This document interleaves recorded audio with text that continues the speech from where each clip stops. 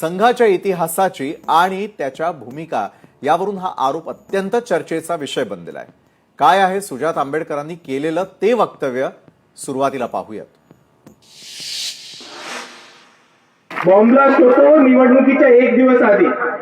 कोणताही तपासाची खुलासा बाहेर नाही, त्या तपासाची माहिती बाहेर नाही, स्फोटक मिळाले का माहित नाही, कोणती एजन्सी होती का माहित नाही.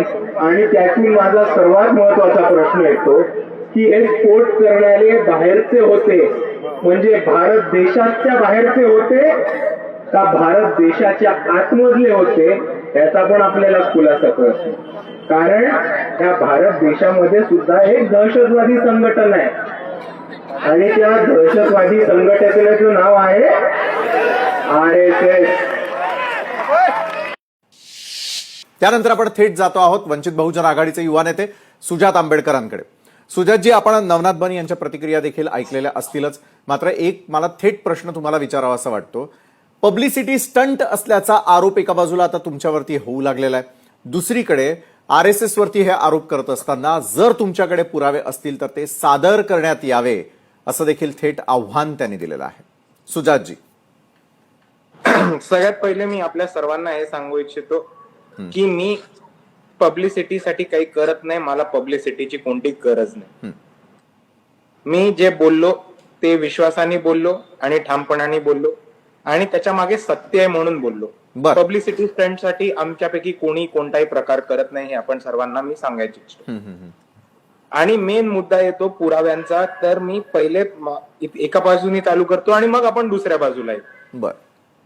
सगळ्यात पहिली गोष्ट, दसऱ्याच्या दिवशी RSSच्या मुख्य कार्यालयावरती शस्त्रपूजन होते.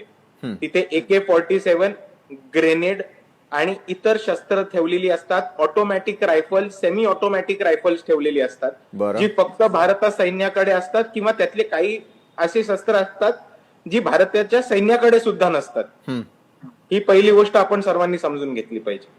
दुसरी गोष्ट ही की RSS ह्या ऑर्गनायझेशनची कोणतीही नोंदणी झाली आहे का, ती रेजिस्टर्ड आहे का, हा माझा दुसरा महत्वाचा प्रश्न येतो. तिसरा माझा महत्वाचा प्रश्न येतो की RSS सारखी संघटना हे भारताचं संविधान मानते का?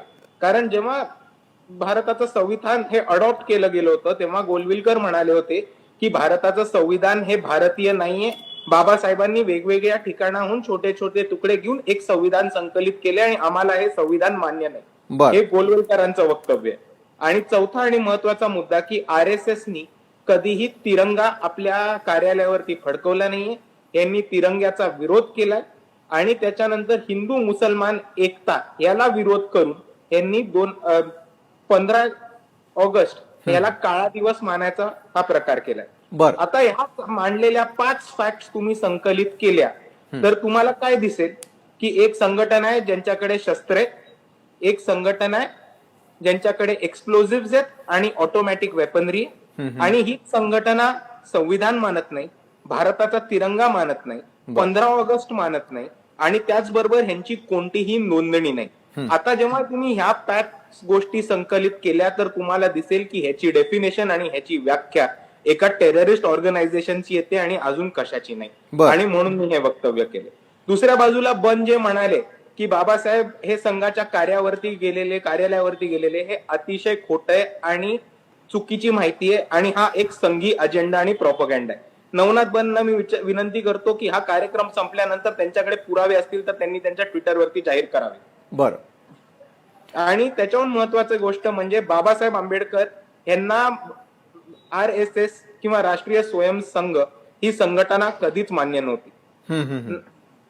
जर तुम्ही शेड्यूल कास्ट फेडरेशनचा, शेड्यूल कास्ट फ्रंटचा जर तुम्ही जाहीरनामा बघितला तर त्या जाहीरनाम्यामध्ये RSS वरती बंदी हा एक मुद्दा बाबासाहेबांच्या खुद्द पक्षाच्या जाहीरनाम्यावरती आलेला.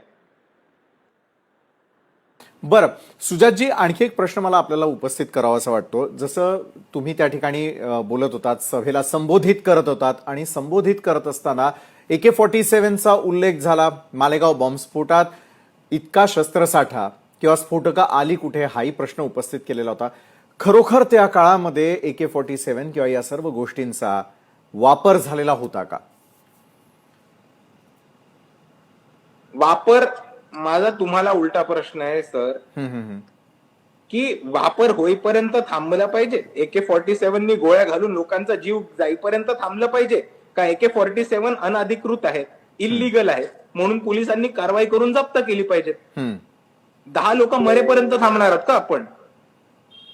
निश्चितच आहे. आणि याच प्रश्नाचं उत्तर शोधत कुठेतरी आता कुणाचं नेमकं पाठबळ मिळतंय, कुणामुळे हे सगळं घडतंय हे शोधून काढण्याची वेळ आलेली आहे का? आणि पुढच्या काळामध्ये सुजातजी ज्या ज्या ठिकाणी आपण सभा घेणार आहात, ज्या ज्या ठिकाणी संबोधन करण्यासाठी जाणार आहात, कुठले महत्वाचे मुद्दे त्या ठिकाणी आपण उपस्थित करणार आहात सुजातजी? हे बघा, आता जिथे जिथे सभा होतात तिथे तिथे स्थानिक मुद्द्यांबद्दल बोललं जातं.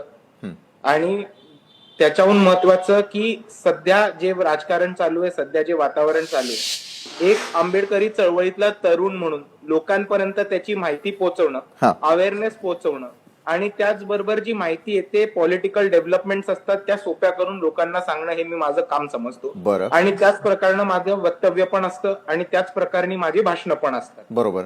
आता RSS ही रजिस्टर्ड ऑर्गनायझेशन नाहीये. RSS कडे वेपन्स आहेत. RSS भारताचा तिरंगा लावत नाही, RSS संविधान मानत नाही आणि RSS कडे कोणतीही नोंदणी नाही. हे लोकांना जाऊन सांगणं हे माझं काम आहे आणि मी ते करत राहील. बरं, आपण आतापर्यंत केलेल्या सर्व दाव्यांवरती अजूनही ठाम आहात? 100%. निश्चितच. धन्यवाद सुजात आंबेडकरजी, आपण आमच्याबरोबर चर्चा केलीत आणि आपण केलेलं वक्तव्य, त्यामागची नेमकी पार्श्वभूमी काय आणि आपलं कार्य हे नागरिकांपर्यंत पोहोचवण्यासंदर्भामध्ये आपण अजूनही कटिबद्ध असल्याचं सांगितलं. त्यासाठी धन्यवाद.